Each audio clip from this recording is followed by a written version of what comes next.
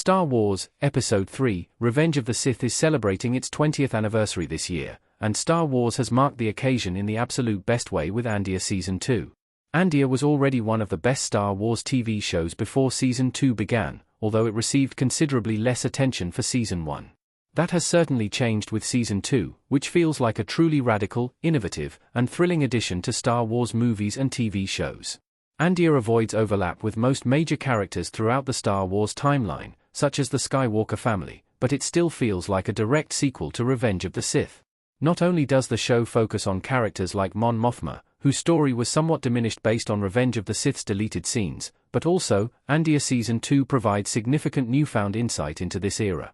It is in Andor Season 2 that we can more fully see the villainy of the Empire, the efforts of the rebels, and all that came to pass following the prequels.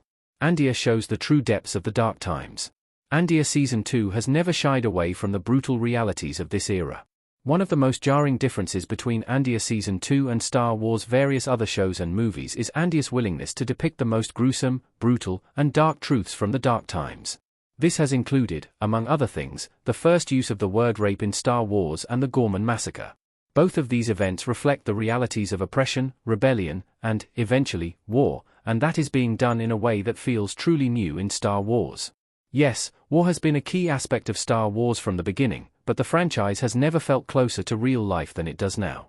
We are seeing peaceful protesters gunned down, or viciously smashed against the ground, and witnessing how oppressive regimes target the most vulnerable in a way that feels uncomfortably accurate to real life.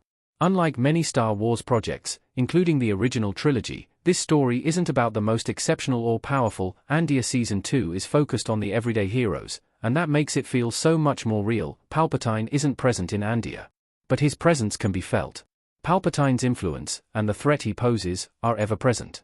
Mon Mothma delivering a speech to the Senate in Andor Season 2 Episode 9. Image via Disney+.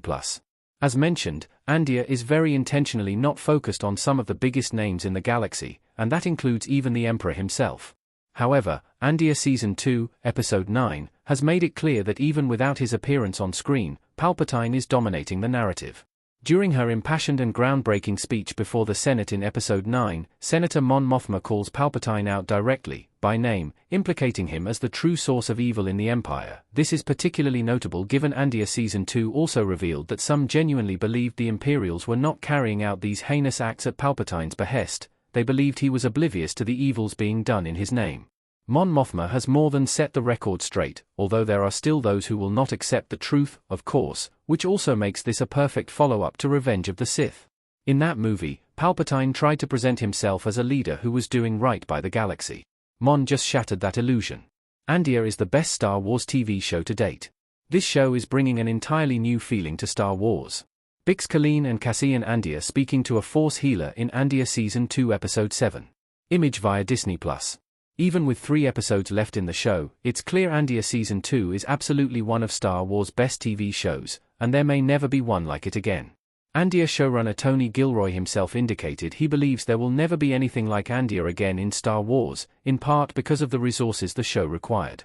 While I certainly hope that's not true, and perhaps naively believe the fanfare around the show may encourage Disney to be more open to bigger, more expensive Star Wars shows, it will undoubtedly be true that this story will be unmatched.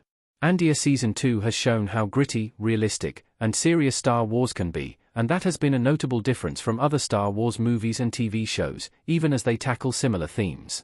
It very well may be that nothing like Andor ever comes along in Star Wars again, although I sincerely hope that's not true. Whether it is or not, though, Andor Season 2 has proven to be the perfect sequel to Star Wars, Episode 3, Revenge of the Sith, and it is forever changing Star Wars.